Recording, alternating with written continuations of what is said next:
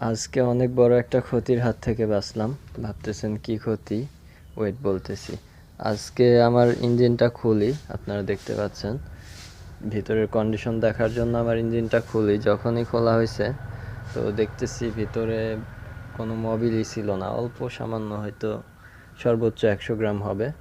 তো ভাগ্য ভালো, যদি এ অবস্থায় কয়েক মিনিট চালানো হইতো হয়তো পুরো ইঞ্জিনটাই নষ্ট হয়ে যাইতো, সিজ হয়ে যাইতো।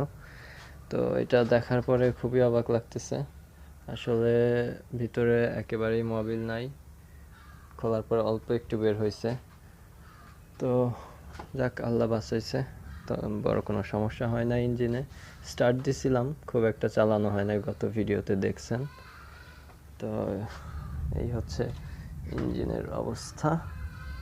এমনি কন্ডিশন ফুল ফ্রেশ আছে, বাট মোবিল ছিল না। এটা যদি খেয়াল না করে স্টার্ট দিতাম, বেশি টাইম চালানো হয়তো পুরো ইঞ্জিনটা নষ্ট হয়ে যাইতো।